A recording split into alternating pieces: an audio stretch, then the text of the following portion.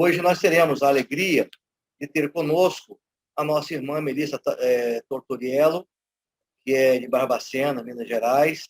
Hoje é a noite dos mineiros. Os mineiros sempre nos trazendo bons fluidos, boas vibrações e muita alegria. E são sempre nossos companheiros aqui na noite de terça-feira. Obrigado, Melissa. Nossa irmã Melissa é de Barbacena e é membro da Sociedade Espírita Amor e Paz, que vai nos trazer o tema o Evangelho da Formação da Família, em nome da Associação Médica Espírita, em nome da Capelania. Alegria enorme poder compartilhar esses momentos com vocês nesta noite, poder conhecê-los, conhecer esse trabalho que vocês desenvolvem aí.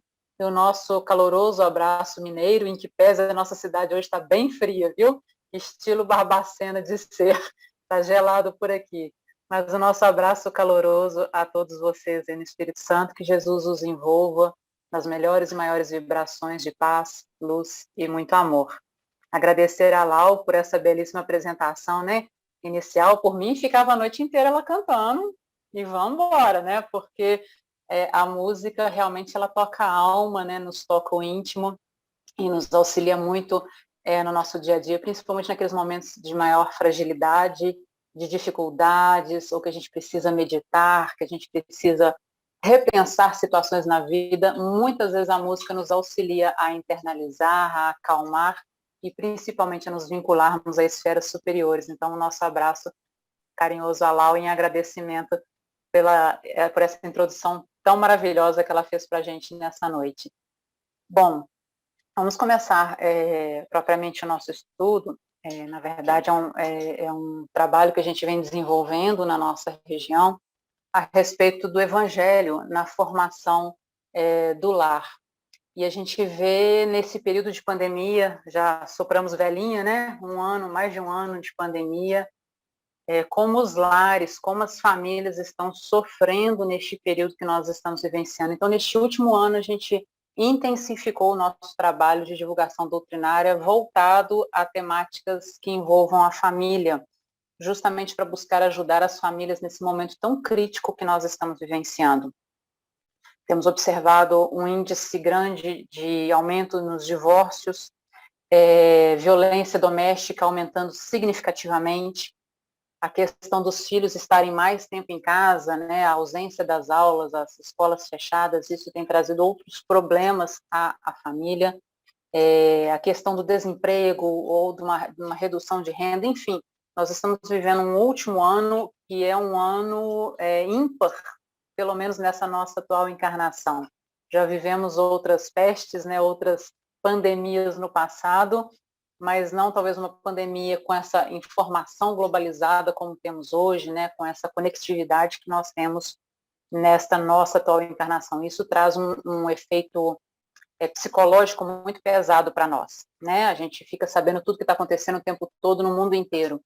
Então, as consequências psicológicas hoje são muito mais fortes do que talvez em pandemias, em epidemias que aconteceram no século passado ou há mais tempo atrás, né? Então, a gente tem todos esses reflexos para nós. Então, por isso que a gente resolveu intensificar esse trabalho sobre família.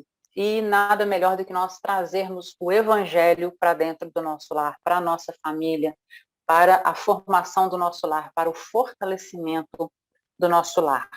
E a gente poderia começar se perguntando, será que existe um plano divino para a família, né? Qual que seria a importância da família para o espírito ali reencarnado ou para o espírito reencarnante? Qual que é a importância dessa célula máter, né? Dessa célula mãe da sociedade que é a família? Nós vamos verificar que no planeta Terra, a forma de renovação da vida necessita de que tenhamos essas estruturas familiares. É claro que essas estruturas hoje são as mais diversas possíveis.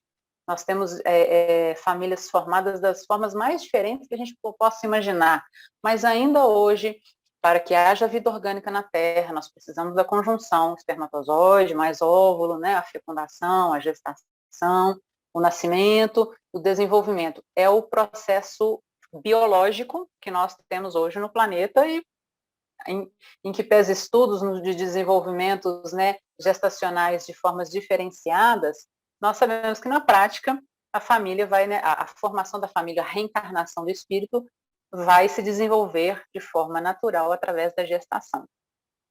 E essa gestação vai envolver necessariamente uma, né, pessoa do sexo feminino, uma pessoa do sexo masculino, ainda que seja por doação de espermatozoides, doação de óvulo, não vamos aprofundar tanto nessas questões, né, biológicas, mas a gente sabe que ali vai existir a junção dessas duas células, e a partir daí, nós, enquanto né, espíritas, sabemos que a partir dessa fecundação já inicia a vinculação, né, do espírito naquele corpinho que começa a sua formação ainda de forma tão singela, né, as primeiras células, as primeiras multiplicações, até a gente ter, né, a formação ali do ser completo e se estabelecer efetivamente a reencarnação desse espírito com o nascimento e que ainda vai ao longo de alguns anos, na primeira infância, para realmente fixar ali as suas tendências, os seus resquícios do passado, né, indo aflorar mais e mais a cada vez que essa criança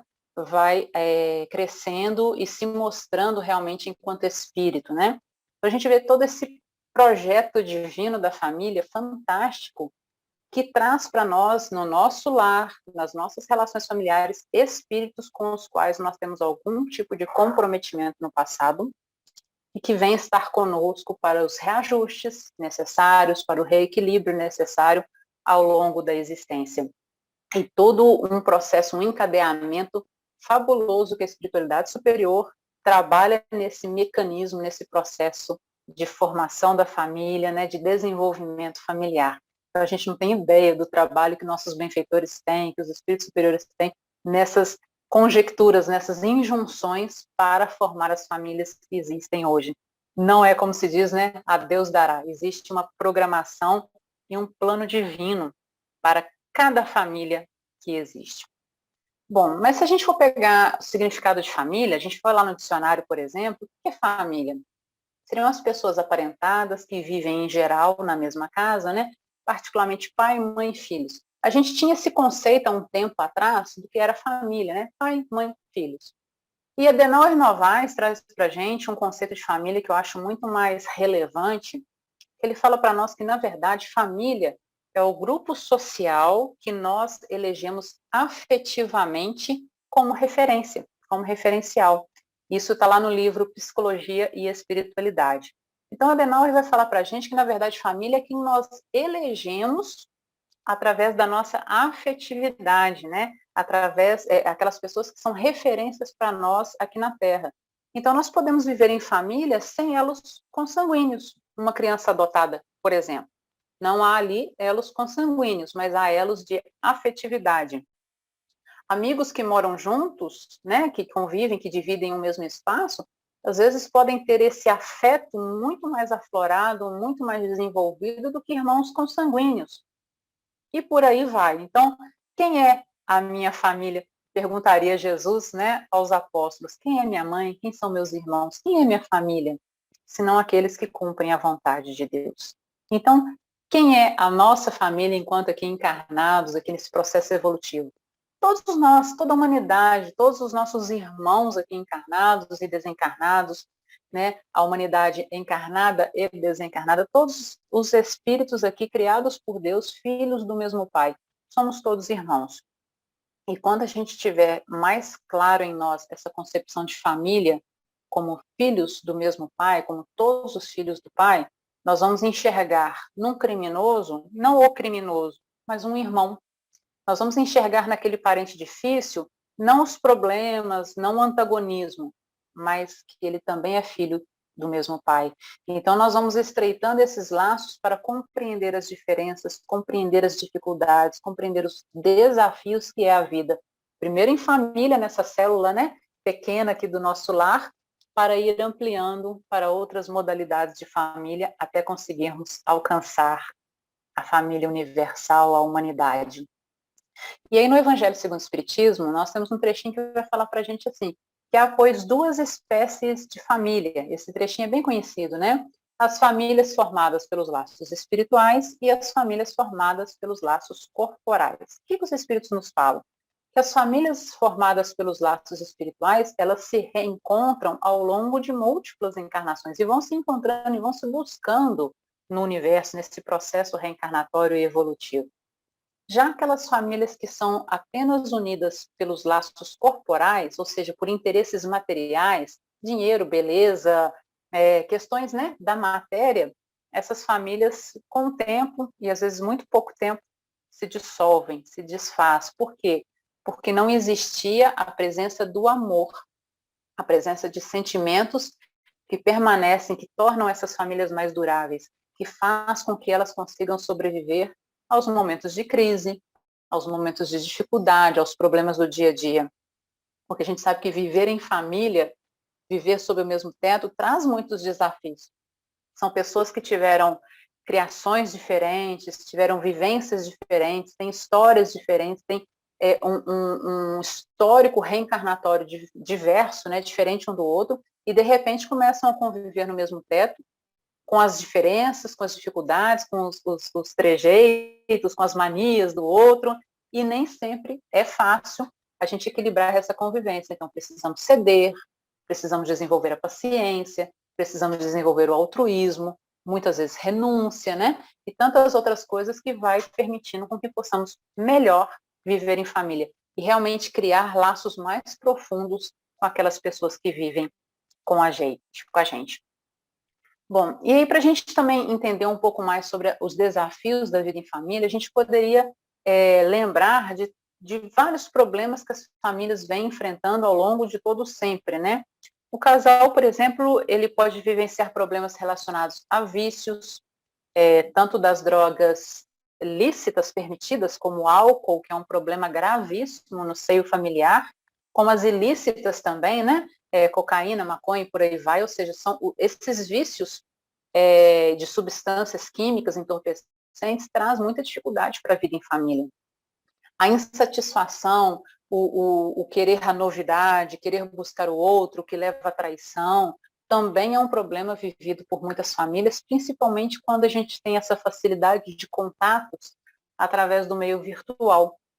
E aí, quando a gente pensa no o que é a traição? A traição é você realmente ter uma relação, concretizar uma relação com o outro, ou isso está mais relacionado ao desejo, ao sentimento, a uma coisa íntima, ou seja, a partir do momento que você tem atitudes, sentimentos, pensamentos, desejos, ainda que não sejam materializados, não estaria ali havendo uma traição do dever de lealdade, de companheirismo.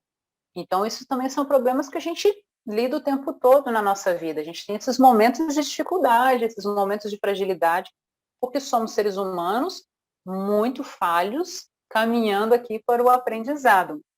Então, muitas famílias vivenciam, muitos de nós vivenciam esse problema das relações conjugais, né? É um problema que a gente precisa aprender a vencer essas dificuldades e a conseguir se colocar no lugar do outro. Porque quando nós conseguimos nos colocar no lugar do outro, entender a condição do outro, nós desenvolvemos mais sentimentos de amor, de empatia, de sensibilidade, de respeito também. Além disso, tem a questão das doenças. A gente está vivenciando uma pandemia e quantos casais, quantos divórcios advindo através, né, desse período de pandemia. Questão do problema de trabalho, ou excesso de trabalho, ou a falta de trabalho, desemprego, a violência doméstica. Então, são todas conjunturas que a gente vê que os casais hoje estão enfrentando de uma forma muito acirrada e precisam se unir para que não venham a romper, né? Para que não venham a perder essa construção familiar em virtude desses desafios. E ainda tem a questão dos filhos. Questão, por exemplo, de filhos que estão envolvendo com drogas, que estão com problemas, né, escolares, que têm problemas de saúde, ou problemas de relacionamento, crianças difíceis, crianças que muitas vezes não têm limite, os pais não conseguiram moldar o limite para os seus filhos, e vão trazendo consequências na relação da vida em família complexas, que precisam ser trabalhadas com muito carinho, com muito amor, com muita paciência, tolerância, com muita oração. Porque sempre que alguém chega até nós falando, meu filho é assim, meu filho está fazendo isso, meu filho fez aquilo outro, a gente às vezes fala assim, olha, antes de ele ser seu filho, não se esqueça que ele é filho também de Deus, principalmente, ele é filho de Deus. Então, quando você, mãe, você, pai, está no limite das suas forças para educar, para criar, para auxiliar aquele ser, e aquele seu filho, né, não aceita, não recusa todo tipo de amparo, é orar, né? É o grande, o que os pais podem fazer de maior para os seus filhos, orar, pedindo a Deus que ampare, que toque aquele coração, que envolva aquele ser, né? Para que ele consiga entender que às vezes está num caminho equivocado, que precisa mudar de atitude e buscar sempre o diálogo, claro, né? Emmanuel, no livro Palavras de Vida Eterna, ele traz uma frase que a gente gostaria de ressaltar aqui, que é o seguinte: há quem diga que o lar é o ponto do desabafo, o lugar em que a pessoa se desoprime, ou seja, né, no lar a pessoa fala o que quer, tira a máscara, põe tudo para fora sem restrição, né? Reconhecemos que sim. Entretanto, isso não é razão para que ele se torne em praça, onde a criatura se animalize. Pacifiquemos nossa área individual, para que a área dos outros se pacifique. Quem de nós não quer viver em paz? Todos nós desejamos viver em paz. Então, precisamos construir essa paz partindo de nós, da nossa pacificação, para que possamos também pacificar aqueles que estão à nossa volta através do exemplo. E no livro Leis de Amor, ele fala para a gente que ninguém possui sem razão aquele laço de parentesco, né? De vez que o acaso não existe nas obras da criação. Então, o filho difícil, o marido complicado, o irmão que a gente não consegue lidar, o pai descontrolado, a mãe omissa, ou seja, todos esses problemas de injunturas familiares, né, de conjunturas familiares que nós podemos ter, não é sem razão, não é ao acaso. Na verdade, estamos com os familiares que estamos hoje, porque há um motivo. Ou nós somos credores, ou nós somos devedores de relações no passado. Poucas famílias são aquelas famílias que se encontram em processos de evolução, de missão. A maioria de nós, das nossas famílias, estão reunidas em processos de expiação, em processos de provação, né? Então, a gente precisa entender que a ovelha negra, a ovelha desgarrada da família, não. Está ali no lugar certo porque precisa estar ali, porque ou somos devedores ou somos credores. E a gente precisa juntar essas engrenagens para que tudo possa funcionar da melhor forma possível, né? Para que a gente possa desenvolver a vida em família da melhor forma possível. Agora, vamos falar um pouquinho sobre a importância da família para o espírito no processo de reencarnação. Bom, primeiramente, a família é a primeira escola do espírito. Ou seja, o espírito, quando vai encarnar aqui, né, ou reencarnar aqui, qual que é a primeira escola que ele tem? É a família. Então, as crianças, a gente observa isso muito facilmente, as crianças imitam muito os pais, os irmãos mais velhos, as crianças elas vão assimilando, é uma esponja, vai assimilando tudo que está à sua volta. Se os pais falam palavrão, o filho vai falar, porque ele vai ser um espelho, um reflexo. Se os pais mentem, né, o interfone toca, fala que se for para mim, fala que eu não estou. Qual que é a mensagem subliminar que se passa para o filho? Né? Da mentira. Ou seja, se não está vendo que eu estou em casa, fala que eu não estou em casa. E aí, os filhos, as crianças vão absorvendo essas informações dos pais. Então, o lar é a primeira escola. E é nessa primeira infância que nós vamos ter os ensinamentos mais importantes para aquela criança, né? A sementinha vai ficar lançada ali e são esses princípios que vão florescer na idade adulta. A importância, então, da primeira infância para a criança nesse processo de reencarnação. E na família também, a família é o instituto onde os espíritos se reencontram para esses reajustes. Então, se nós temos esse parente difícil, se nós temos esse pai, essa mãe, esse filho, esse irmão complicado, é porque nós somos matriculados na mesma família para nós aprendermos a amar. Vocês já observaram que tem relações familiares em que, assim, a pessoa não gosta daquele parente de jeito nenhum, vive xingando, brigando, falando mal daquele parente, mas se qualquer outra pessoa falar mal do parente, ela fala, não vem falar do meu irmão, não vem falar da minha mãe, não vem falar do meu pai, não. Ou seja, a própria pessoa pode falar, mas ninguém mais pode falar mal. Ou seja, já é um exercício para a pessoa começar a entender que precisa aprender a amar. Então, ela ainda não consegue amar, mas já não deixa ninguém falar mal. Falando, não vem falar do meu parente, não. É um início ali do desenvolvimento do amor, ou seja, é uma jornada longa que a gente precisa exercitar. É claro que tem situações de reencarnações familiares complexas, de crimes cometidos no passado. Quem de nós pode atirar a primeira pedra, né? Se Jesus unisse, que chegasse na nossa casa aqui, dentro dos nossos conflitos e dos nossos problemas, e falasse assim, atira a primeira pedra no parente aí, né, no familiar, aquele que nunca errou.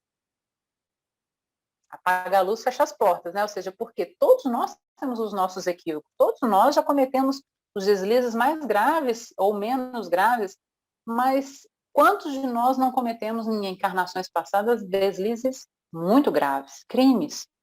E às vezes a gente encarna naquela mesma família em que o nosso parente foi alguém que, por exemplo, nós tiramos a vida no passado, que nós cometemos alguma injustiça no passado, e aí vem esse ser estar junto de nós para que nós consigamos desenvolver o perdão, para que consigamos desenvolver o amor. É fácil? Não, não é fácil. Todos nós que vivemos em família sabemos disso, né? Salvo honrosas exceções, a gente sabe que a vida em família nem sempre é fácil, mas é necessário e é possível. É possível a gente vencer, né? Essa boa batalha, esse bom combate da vida em família da melhor forma possível. Emmanuel traz uma frase também no livro Vida e Sexo, que é uma leitura que eu falo que para as famílias é uma leitura que devia ser obrigatória, né? Porque esse livrinho é um livrinho tão pequenininho, mas ele traz tantas informações a respeito das relações familiares, das relações de afetividade, fala do casal, fala da questão da sexualidade, fala da questão dos filhos, dos adolescentes, ou seja, é um livrinho pequenininho, mas muito profundo, muito rico. E ele, num trechinho, ele fala para a gente assim, de todas as associações existentes na Terra, excetuando naturalmente a humanidade, nenhuma talvez seja mais importante em sua função educadora e regenerativa do que a constituição da família. Ou seja, a gente tem várias instituições no planeta, né?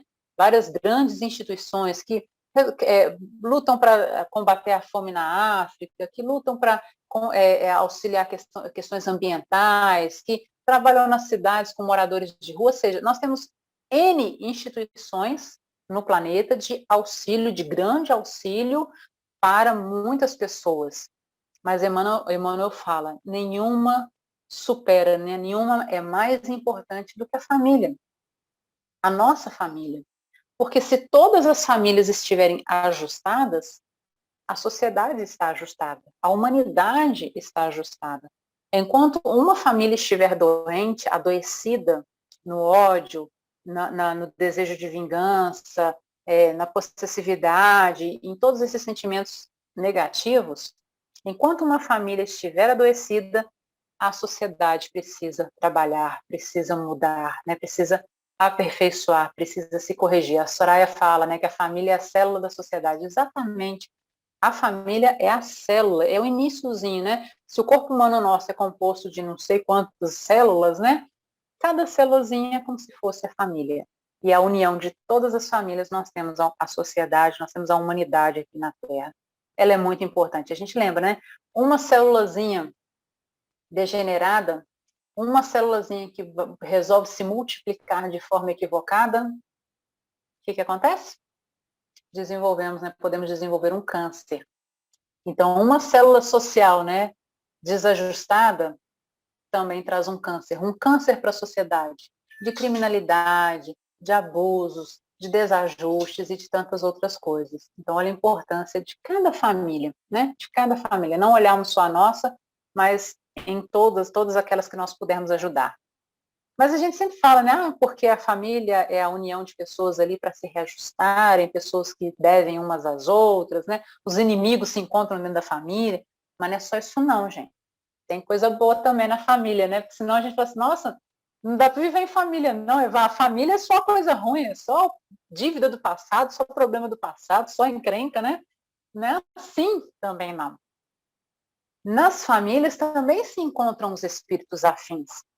Também reencarnam aqueles espíritos simpáticos, aqueles espíritos que já vêm trabalhando, reencarnando juntos, ao longo de múltiplas existências, e que se reencontram novamente no mesmo berço, né, junto à mesma família, para dar continuidade ao seu crescimento, à sua evolução, um apoiando o outro. Se a gente for lembrar do livro Renúncia, de Emmanuel, Alcione reencarna para ajudar, né? Ou seja, ela não precisava mais reencarnar. Ela já estava lá, né? Outro patamar, mas ela renuncia, né? O nome do livro, Renúncia, né? Ela renuncia à sua condição de um espírito de uma condição muito mais evoluída por amor, para amparar, para estender a mão. E olha o que ela sofre o livro inteiro, né, gente? Quem não leu, leia, mas começa lá em Há 2000 anos, que vale a pena. E olha o quanto que ela sofre ao longo de toda a existência por amor, sem reclamar, sem achar ruim, né? sem blasfemar, sem ir contra Deus, muito pelo contrário. O tempo todo ela é um exemplo para nós de renúncia, de amor, de dedicação. Se a gente conseguir fazer 1% junto à nossa família, nós já vamos estar aí nesse nosso processo evolutivo caminhando, né? Então, as famílias, sim, reencontram muitas pessoas também que estão ali para dar continuidade no seu processo evolutivo, para crescer, para progredir, para se amar mais, se fortalecer mais. Então, a gente tem que nutrir essas relações positivas também e trabalhar naquelas relações mais difíceis, mais complicadas. No livro Leis de Amor, Emmanuel fala, tem uma frase que a gente destaca aqui também. Nos elos da consanguinidade, reavemos o convívio de todos aqueles que se nos associaram ao destino, pelos vícios, pelos vínculos do bem ou do mal, através das portas benditas da reencarnação. Ou seja, nós iremos sempre nos reencontrar. Então, se você tem aquele parente, todos nós temos, né? Se você tem aquele parente difícil, se você tem aquele relacionamento familiar complicado, trabalha isso. Busca desenvolver o perdão, ore por essa pessoa, busque, né, do seu fundo, trabalhar esse sentimento que a gente possa ter para que numa próxima encarnação não tenha que voltar numa situação ainda mais próxima, ainda mais íntima, né, ainda mais vinculada, como a gente vê algumas situações, não generalizando, mas algumas situações de gêmeos siameses. Imagina, não estamos querendo dizer que todo gêmeo siamês é uma condição de inimigos, de forma alguma, mas imagina você encarnar num corpo vinculado ao seu inimigo. Porque hoje, se somos pessoas diferentes, quando a gente cansa muito, a gente, né, dá um tempo, a gente sai, dá uma volta, faz alguma coisa, né? Agora imagina estar colado. Em alguns casos não tem nem como fazer uma cirurgia para separação, né? Então imagina o comprometimento desses espíritos ali vinculados. Então que a gente possa, com o conhecimento da doutrina que nós temos, ir desenvolvendo mais afetividade, perdão, ainda que a gente não consiga morrer de amores, né? Mas que a gente consiga não odiar, que a gente consiga não desejar mal, que a gente consiga trabalhar intimamente, reconhecer a necessidade desse trabalho. Já é um primeiro passo nessa relação de conflito que a gente pode ter no passado. Lembrando que família, gente, é oportunidade de crescimento.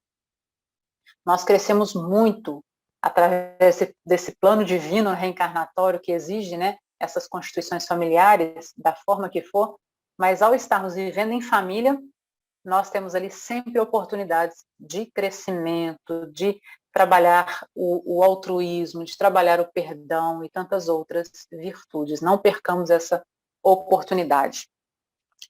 Bom, mas aí a gente está falando do evangelho na formação do lar, né? O tema do nosso estudo é esse. Então vamos entrar agora nessa segunda etapa do estudo, que é a questão do evangelho. Como trazer o evangelho para o nosso lar? Como que o evangelho pode ajudar a nossa vida em família? Como que o evangelho de Jesus pode nos fortalecer principalmente quando nós temos esses laços conflituosos. Porque quando a família é muito bom, muito bem, muito lindo, né, tranquilo. Agora, e nos momentos de conflito, de dificuldade, como o Evangelho pode nos ajudar? Como a gente pode trazer o Evangelho de Jesus para dentro do nosso lar, para a nossa casa, através, claro, do Evangelho no lar. O Evangelho no lar é o melhor, assim, a melhor terapêutica que nós podemos desenvolver dentro da nossa família para nos auxiliar no processo de convivência, a nos auxiliar a convivermos melhor com os nossos familiares. Tanto que a FEB tem uma campanha permanente intitulada O Melhor é Viver em Família, aperte mais este laço. Então, é uma campanha permanente da Federação Espírita Brasileira nesse sentido. E eles têm um livretinho, um opúsculo, que é intitulado O Evangelho no Lar e no Coração. E esse livreto vem ensinando como fazer o Evangelho no Lar. É um livreto de distribuição ampla mesmo, para que o maior número de pessoas possam fazer o Evangelho no seu lar. E Emmanuel fala para nós que o culto do Evangelho no lar não é uma inovação. Jesus já fazia isso, lembra? No livro Jesus no Lar, quando nós temos o Lúcio falando para a gente sobre os encontros de Jesus na casa de Pedro, ali já era o Evangelho no Lar, né? Ele ali já trazia sua boa nova, utilizando das questões cotidianas, da vida em família, do dia a dia, dos problemas de relacionamento, para trazer ensinamentos de ordem espiritual. Então, mais uma leitura recomendada, Jesus no Lar, de Neio Lúcio. Então, não é uma inovação, é uma necessidade em toda parte onde o cristianismo lance raízes de aperfeiçoamento e sublimação. Quando o ensinamento do mestre vibre entre quatro paredes de um templo doméstico, os pequeninos sacrifícios tecem a felicidade comum. Então, nós vamos ver que o sacrifício, as dificuldades, os desafios, na verdade, são instrumentos para nós construirmos a nossa felicidade. E Bezerra de Menezes fala para a gente que nós devemos trabalhar pela implantação do Evangelho no lar, no maior número possível de lares, sempre que isso estiver ao nosso alcance, né? A gente tem que desenvolver essa sugestão, né? Divulgarmos isso para o maior número de pessoas e, claro, fazermos em nosso lar. Trazer as claridades da Boa Nova ao templo da família é aprimorar todos os valores que a experiência terrestre nos pode oferecer. Bezerra de Menezes. Então, vamos buscar desenvolver isso, né, mais a miúde em nosso lar. Bom, qual que é a finalidade, qual que seria a importância de nós fazermos o Evangelho no lar? Primeiro, estudar o Evangelho de Jesus, né, que possibilita a gente compreender os ensinamentos cristãos, cuja prática nos conduz a um aprimoramento moral. Ou seja, a gente vai estar sempre estudando o Evangelho de Jesus.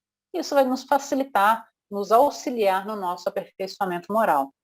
Segundo, cria laços, né? Criar em todos os lares o hábito de se reunir em família. As famílias estão perdendo muito isso, esse hábito de estar reunidos em família. Cada um está com seu celular, cada um está na sua televisão, cada um está no seu computador, no seu quarto, né? As famílias estão dentro da mesma casa, mas cada um compartimentado, cada um num canto. Então, esse momento do Evangelho no Lar é aquele momento que une todo mundo. É aquele momento que todo mundo está junto com o mesmo foco, com o mesmo objetivo, que é o estudo do Evangelho do Cristo. E ali a gente consegue desenvolver sentimentos de fraternidade, de solidariedade nesse processo do Evangelho. Terceiro, o Evangelho no lar é importante por proporcionar momento de paz e união das criaturas, propiciando a cada um, né, uma vivência tranquila e equilibrada, porque a gente vai estar falando de amor, a gente vai estar falando de perdão, a gente vai estar falando de solidariedade, a gente vai estar falando de todos os ensinamentos que Jesus nos trouxe. Quarto, o Evangelho no lar higieniza o nosso lar por pensamentos e sentimentos elevados e ainda favorece a influência dos mensageiros de bem, dos espíritos protetores. Nós nos preocupamos muitas vezes em limpar a casa, né? Tirar a poeira, limpar os móveis, limpar o chão, lavar o banheiro, lavar a cozinha, tal. A gente limpa o ambiente físico. Mas o quanto que nós temos limpado, feito faxina, né? Do nosso ambiente emocional, do nosso ambiente vibracional, das energias que estão na nossa casa. Quanto que a gente tem trabalhado nessa limpeza, né, dessa nossa psicosfera doméstica do nosso lar. Então, o Evangelho propicia essa limpeza, essa faxina espiritual na nossa casa. E isso vai facilitar o quê? Até a atuação dos nossos espíritos benfeitores junto àquele ente mais complicado, junto àquele irmão que tem um problema mais grave, que está envolvido, né, com alcoolismo, com alguma outra dificuldade, os espíritos superiores vão ter mais condição de se aproximar, de envolver, de buscar auxiliar estes irmãos em dificuldade. Quinto, o Evangelho, né, ele facilita no lar e fora dele o amparo necessário diante as dificuldades materiais e espirituais, mantendo operantes os princípios da vigilância e da oração. Quer dizer, então, que todos os meus problemas vão se resolver, né? É uma mágica, todos os meus problemas vão deixar de existir? Não, claro que não. Mas nós vamos ter mais força, nós vamos ter mais serenidade, nós vamos ter mais paciência para enfrentar. E vocês já observaram, não sei se com vocês já aconteceu isso, se a gente está sentindo alguma dor, e a gente fica reforçando que a gente está sentindo dor, parece que aquela dor aumenta. Nossa, mas está doendo muito. Aí você encontra com outra pessoa, e aí como é que você está? Estou com uma dor na coluna que você não faz ideia. E aí você encontra com outra, aí você vai reforçando aquela ideia de dor. Vai aumentando a sensação de dor, porque você está focado no problema. Então, quando nós nos abrimos para orar em família, para buscar que Jesus entre no nosso lar, né, adentre as portas da nossa casa, nós vamos estar favorecendo que espíritos superiores possam também nos ajudar nos nossos processos de dificuldade, de sofrimento. Sexto, eleva o padrão vibratório dos componentes daquele lar, né, e contribui com o plano espiritual de obtenção de um mundo melhor. Lembra como a família, né, como célula da sociedade? Se cada lar, cada unidade familiar faz o evangelho no lar, dentro da sua religião, não precisa ser espírita, pode ser católico, pode ser evangélico, budista, o que for. Mas o evangelho não precisa nem ser do evangelho de Jesus, ou seja, dos ensinamentos do Cristo. Nós somos cristãos, então nós vamos estudar o evangelho do Cristo. Mas o budista pode ter esse momento na sua família para estudar os livros sagrados? Deve ter. Porque ali, quando ele estuda os seus livros sagrados, quando ele estuda aquele conteúdo espiritual, ele está trazendo harmonia para os membros da sua família. Então, qualquer religião que seja, a reunião em família para nós buscarmos vivenciar, estudar, ler, compreender os ensinamentos espirituais, auxiliam essa célula da sociedade. E se todas as famílias no mundo estiverem harmonizadas, o mundo se transformará, né, num plano ditoso, num mundo feliz, num mundo elevado. Estamos caminhando nesse sentido, um pouquinho longe, mas estamos caminhando para ser um mundo ditoso, um mundo feliz, né, um plano mais evoluído. Lembrando que o cristianismo no mundo, em questão de números, não é muito grande, né? A gente sabe que o Oriente tem diversas outras religiões, né? Se a gente for pegar ali do Oriente Médio mesmo, ali passando até chegar na China, Japão, ali são os mais diversos tipos de religião, Índia e por aí vai. Então, nem a menor parte da humanidade é cristã. Então, não precisa ser necessariamente o estudo do Evangelho do Cristo. Nós, enquanto cristãos, sim. Mas que se a pessoa for de qualquer outra religião, que ela busque também desenvolver os princípios da sua religião dentro do seu lar. Vai auxiliar no processo de melhoramento do planeta Terra. Sétimo item, torna o Evangelho conhecido para nós cristãos, né? Torna o Evangelho de Jesus conhecido, compreendido, sentido e exemplificado em todos os ambientes. Porque quando a gente faz o Evangelho no lar, a gente pega questões do cotidiano para trazer de acordo com aquela leitura, com aquele tema que a gente está trabalhando. Então, se eu estou falando sobre amar ao próximo, eu posso buscar exemplos do meu trabalho, eu posso buscar exemplos da vizinhança, eu posso buscar exemplos dentro da própria família e trazer esses exemplos de convivência para o meu dia a dia de como eu preciso desenvolver o amor ao próximo. E aí, que é outra sugestão também? Toda vez que a gente desenvolver uma temática no Evangelho no Lar, que a gente se proponha naquela semana seguinte, até o próximo encontro, trabalhar aquela temática. Então, se foi o amor ao próximo, vamos buscar desenvolver ao longo daquela semana o amor ao próximo, através de atividades concretas. Se foi perdão das ofensas, vamos buscar perdoar as ofensas durante aquela semana. Se foi sobre caridade, vamos buscar desenvolver atitudes de caridade ao longo da semana, ou seja, exercitando nos 6 dias seguintes o estudo daquele dia. Até o próximo tema, aí a gente muda o objetivo da semana seguinte. E assim nós vamos exercitando a vivência do Evangelho na nossa vida. E mais uma vez nós falamos, todos nós desejamos viver em paz. Emmanuel fala para nós, né? Todos anelamos a paz do mundo. No entanto, é imperioso não esquecer que a paz do mundo parte de nós. A paz do mundo começa em nós. Que possamos desenvolver essa paz. Como fazer? É muito simples, né? O Evangelho no lar não tem nenhum mistério, nenhum segredo, né? Escolha um dia da semana, um dia e horário em que a maior parte das pessoas possam estar em casa para fazer o Evangelho, durante mais ou menos 30 minutos. Cada família vai ter o seu dia, o seu horário melhor, né? Crianças podem e devem fazer parte do Evangelho. Então, para as menorzinhas, criar atividades que elas possam se entreter naquele momento, mas estar junto.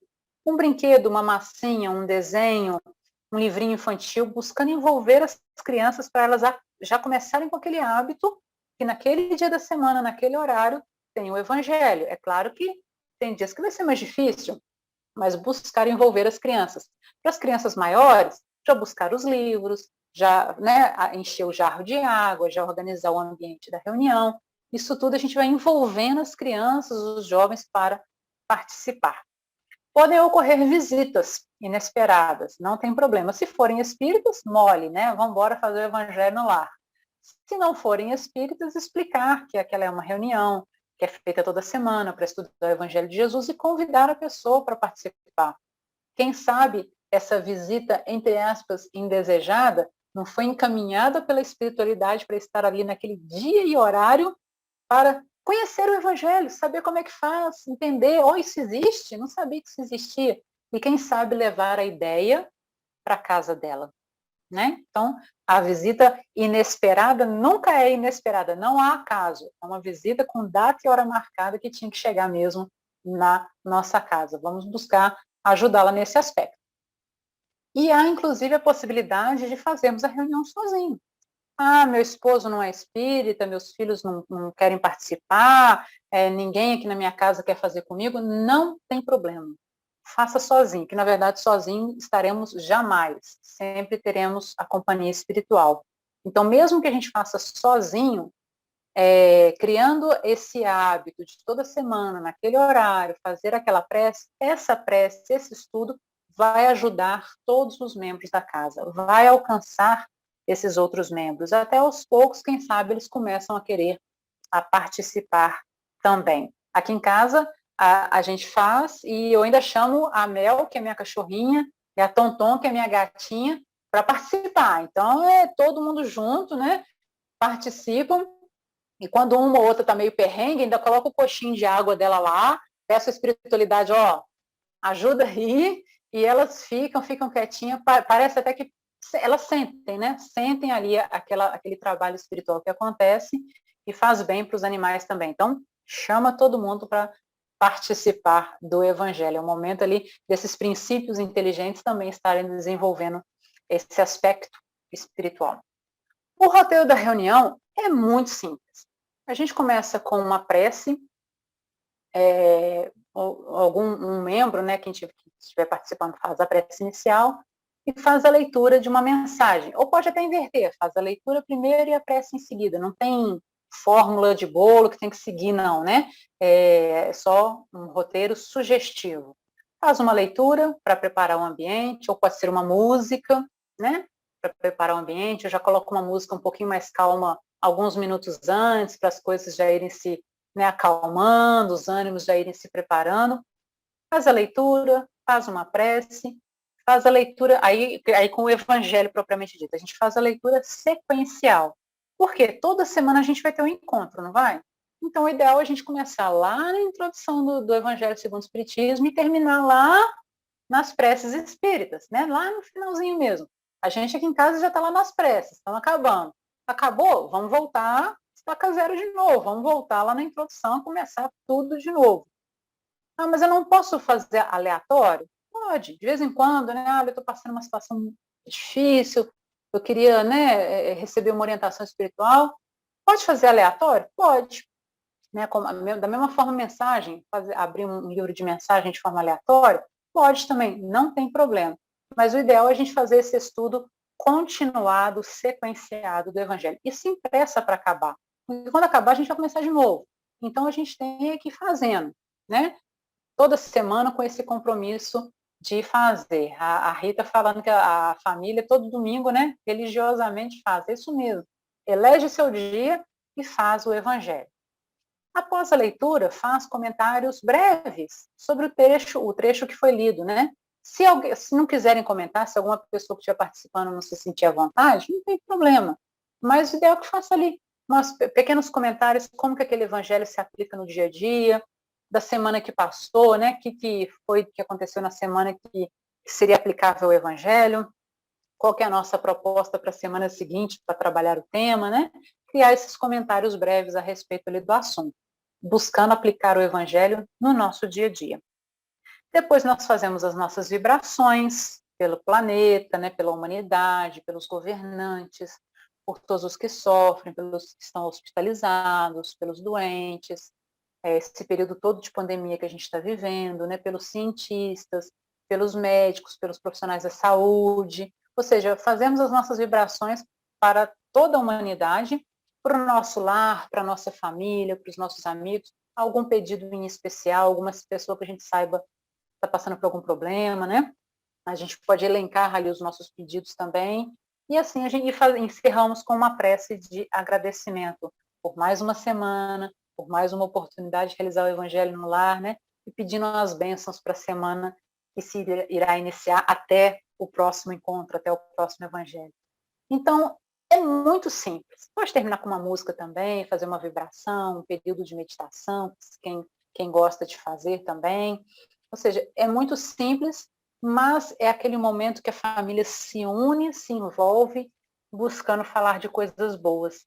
Porque às vezes a gente se reúne para ver, né, nada contra, mas para ver jornais que só vão trazer notícias ruins, pesadas. A gente às vezes se reúne para ver um filme violento, às vezes a gente se reúne para ver na internet informações não muito felizes. Ou seja, às vezes nós nos reunimos em família tanto para coisas ruins, né, a gente abre tantas portas das nossas casas para essas notícias, por que não abrir as portas da nossa casa para as coisas boas, para o evangelho, para uma boa música, para um momento de prece, para um momento de vida em família? Então, em síntese, seria esta a proposta do evangelho na formação do lar. Nós convidarmos Jesus para estar conosco, né? No mínimo, uma vez por semana, a gente ter esse momento de união familiar para trazermos Jesus para a nossa casa, para trazermos os espíritos superiores para a nossa casa e falar, olha, a casa é de vocês, estejam aqui com a gente, nos ajudem, pode ficar aqui, não precisa ir embora também não, né? Pode nos ampare, nos auxilie nos nossos momentos de dificuldade, nos nossos desafios, estejam sempre com a gente. Lembrando, né, mais uma vez, que a melhor escola ainda é o lar. Ou seja, que possamos aprender o que essa escola tem a nos ensinar, nos momentos difíceis, nos desafios, com os parentes mais complicados, mas também desfrutar dos momentos de alegria, de paz, de aconchego, de segurança, de amor que nós recebemos também no nosso lar, porque recebemos muitas bênçãos na nossa vida em família.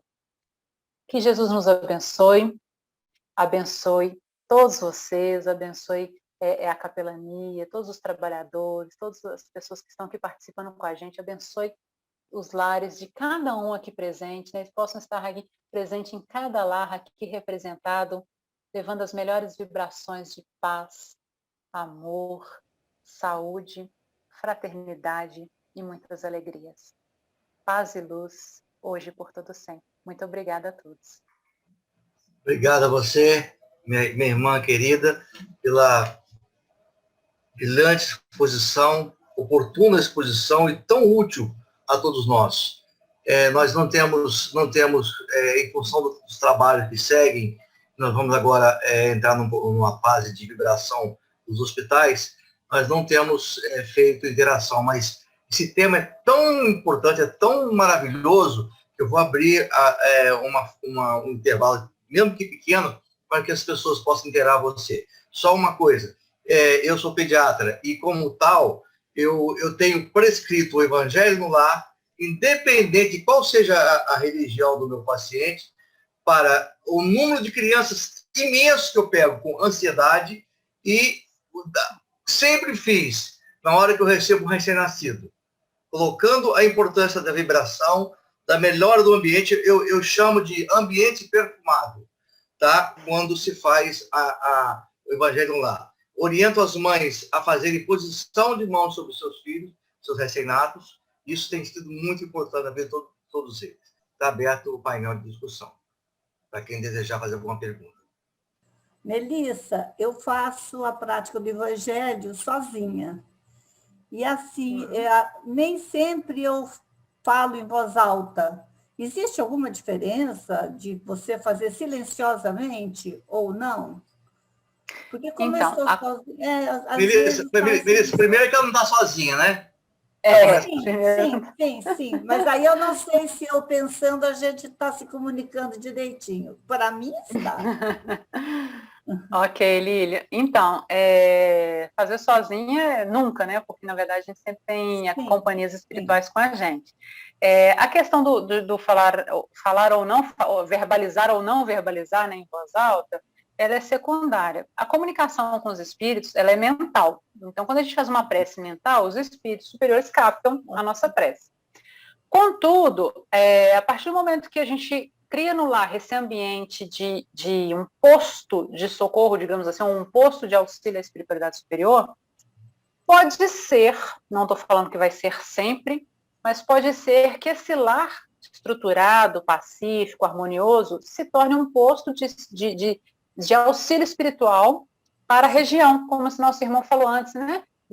Do que interfere na vizinhança, no bairro, na vizinhança, no prédio. Então, pode ser que espíritos sejam encaminhados pela espiritualidade superior naquele dia, para o Evangelho no Lar, para terem algum contato com aqueles ensinamentos. E aí a gente não sabe a condição desses irmãos.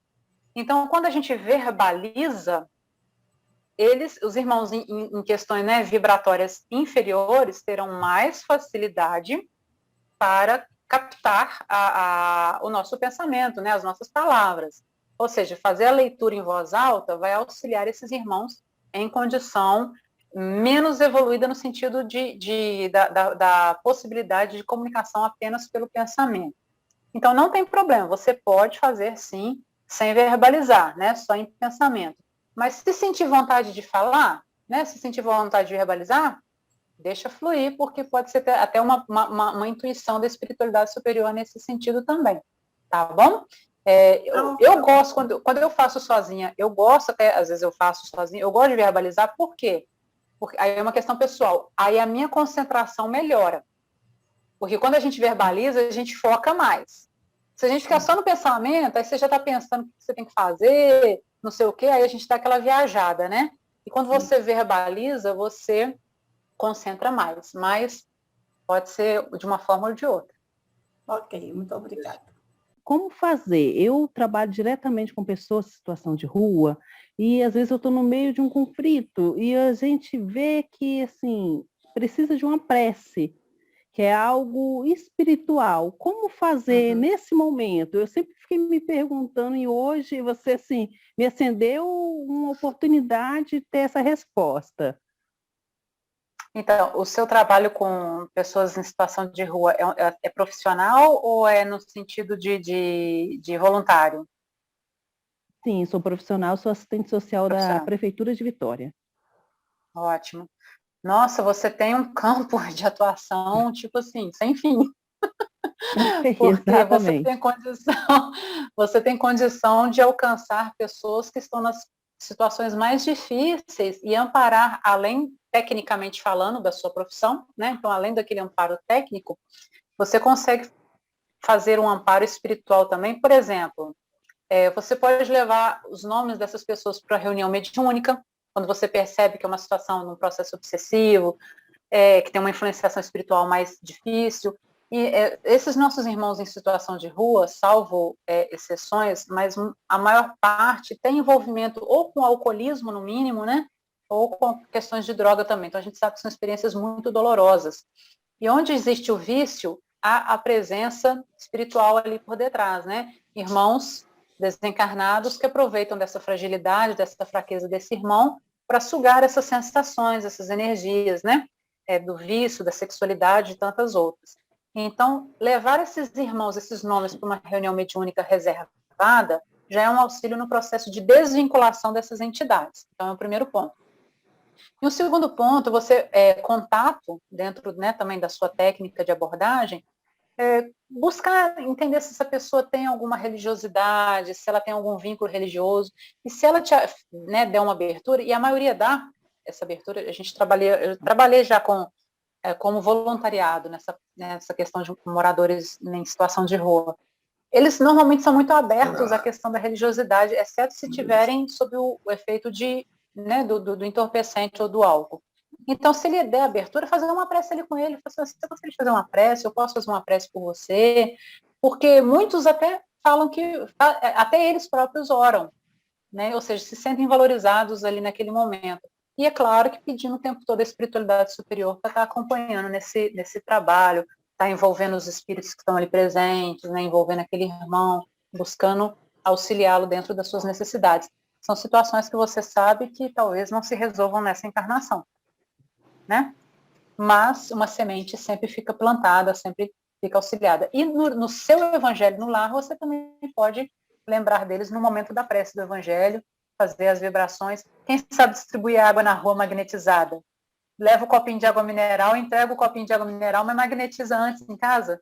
Faz a prece antes, ou no seu local de trabalho, faz uma prece antes de sair, pedindo a espiritualidade para magnetizar aquela água ali e distribuir essa água magnetizada. É uma sugestão também. Não sei se eu consegui te responder, Érica. Érica, eu queria só muito pegar obrigada. Aqui.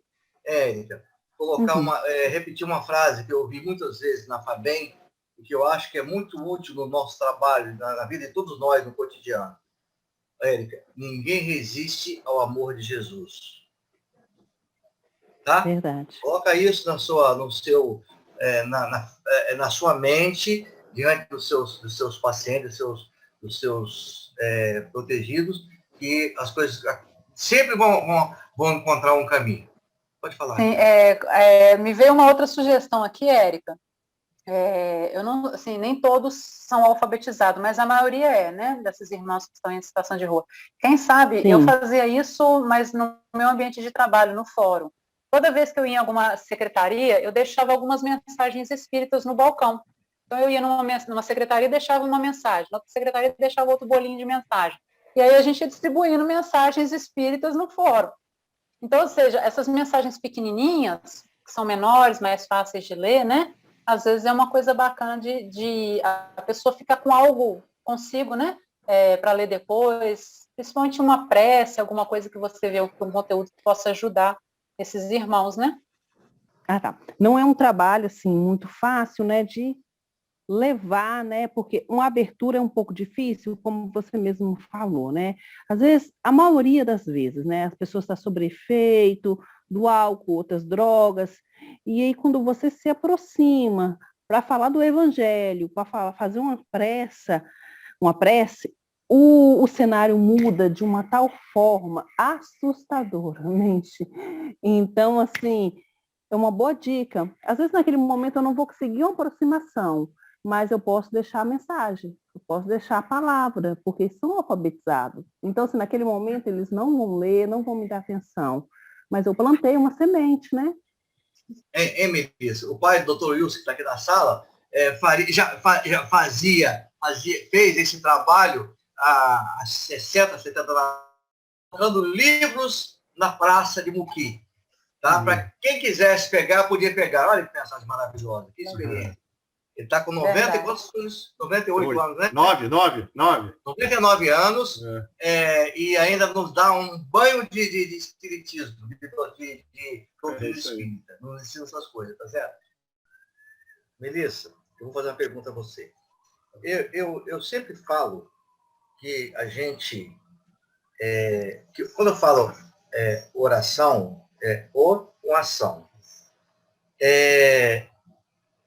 A prece, ou o culto no lar, ele pode, ou deve, ou não deve ser substituído por uma mudança comportamental, porque às vezes eu sou espírita dentro de casa, ou na centro espírita, e na rua eu sou um monstro.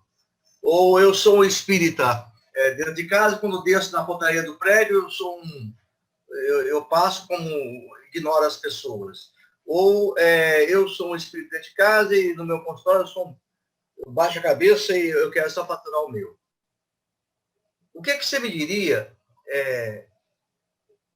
daquele que é mais importante você implementar o culto no lar, não que eu quero desprezar isso aqui, ou você implementar uma reforma íntima e mudança comportamental no seu dia a dia e você evangelizar através da sua ação, do seu comportamento? Entendi.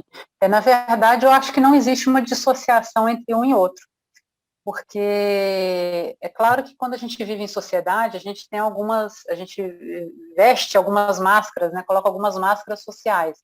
Então, dependendo do local onde você se encontra, você se porta de uma determinada forma, você não vai se portar entre amigos de escola, conhecidos de décadas, né, de anos, da mesma forma que você se porta num ambiente formal, que você não conhece as outras pessoas.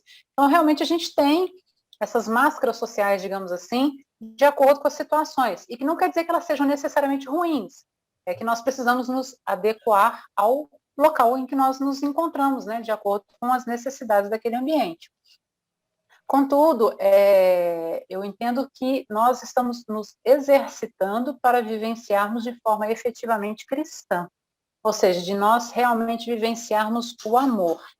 Se nós estivermos efetivamente conseguindo exercitar o amor dentro do lar, isso já é um grande ponto, um ponto muito importante. Porque, na verdade, o que a gente observa é que a pessoa do lado de fora de casa, ela é de uma forma, às vezes ela é mais polida, ela é mais educada, porque a sociedade exige, né? Se você não tratar bem a pessoa, aquilo pode trazer um retorno de um processo, né, uma situação assim, e dentro do lar, às vezes, a pessoa põe tudo para fora, né, briga com o cônjuge, briga com os filhos, às vezes quer ser servido e não servir, e o Cristo veio para servir e não para ser servido, mas a gente ainda busca ser servido, né? Então, se dentro do lar a gente já consegue vivenciar o amor, a compreensão, a gente já está num bom caminho. Mas é buscarmos vivenciar esse amor em todos os nossos níveis sociais. Então, a reforma íntima, sim, ela é fundamental. A reforma íntima, a nossa transformação, ela não pode ser deixada para amanhã. Na verdade, é um projeto que a gente precisa pôr em prática, já estamos atrasados, né? Pôr em prática o quanto antes. E eu entendo que o Evangelho no Lar, ele vai ser um suporte. Ele vai ser um mecanismo de nos fortalecer nesse nosso processo de reforma íntima. Porque às vezes a gente fala assim, dentro dos exemplos que você deu, às vezes a gente é mal educado com as pessoas, às vezes a gente se sente superior aos outros, a gente se acha melhor que o outro, por qualquer conjuntura da vida que seja. Quando você faz o Evangelho no Lar, e aí vê uma passagem do Cristo falando sobre a humildade, sobre a indulgência, sobre a verdadeira caridade, isso te põe lá, baixa a bola. Somos todos iguais, vai morrer, né? O corpo físico vai morrer, fica por aí. Os títulos do mundo não significam nada no plano espiritual. Hoje eu estou na minha profissão, hoje eu estou Melissa, hoje eu estou nessas circunstâncias do mundo, mas eu não sou isso. Eu só estou de passagem por essa faceta de personalidade dessa atual encarnação. Eu, espírito, sou algo muito além, muito mais complexo que isso, com muito mais dificuldades, com muitos mais desafios, com uma carga do passado, às vezes complicada, que eu preciso buscar vencer, né, das minhas más tendências. É o bom combate que Paulo de Tarso nos fala e nos convida, né, combater o bom combate, vencer nossas imperfeições, vencer as nossas mazelas. Então, a reforma íntima é trabalho de manhã, tarde e de noite, né? O tempo todo, em todas as conjunturas que nós estivemos. E o Evangelho no Lar nos fortalece, nos ajuda. Não sei se eu consegui te responder. Perfeitamente. Bom, gente, em função do adiantado da hora, nós vamos encerrar nosso trabalho essa noite, agradecendo do fundo do coração a Melissa, a Lau, pela presença tão intensa em nossa vida nessa noite. Mineirada, obrigado a vocês pela noite de luz que vocês nos concederam. Obrigada. Pela intensidade dessa noite. Está todo mundo emocionado aqui no chat. E eu também, obviamente, né? Vocês possam voltar. O Dilson foi muito feliz em conseguir juntar essa dupla maravilhosa. Muita paz a todos, que Deus abençoe. Muita paz, muito obrigada a Olá, todos. obrigado. Olá, eu estou tão carente de ouvir Fim dos Tempos. Tem tanto tempo que eu não ouço Fim dos Tempos. É mesmo. Fim dos Tempos, que tal, gente? Ó, é tão oportuno, né? Jesus tem que vir aqui afastar o chacal devorador para nós, né? Nosso meio. Verdade. Tá aqui. Quer ouvir? Pessoal, coraçãozinho para as duas mineiras, né? Vamos botar coraçãozinho para elas, vamos? Vamos mandar nosso coração para elas? Vamos, coraçãozinho para vocês. Gente, obrigado a vocês pela Beijo. grata participação. Obrigada pela oportunidade. Obrigado a vocês. Fechou com chave de ouro, hein? Muito Eu bom, que agradeço, gente. Que felicidade. Obrigada por né? tudo. Amorosa. É isso aí. Tá difícil sair daqui agora, viu? Tô emocionado. Obrigado. A minha hora, Zé, a minha hora. Uma boa noite de sono para vocês. Tá bem? Boa noite a todos. Iluminada para todos vocês. Fiquem com Deus. Com Deus. Boa noite a todos.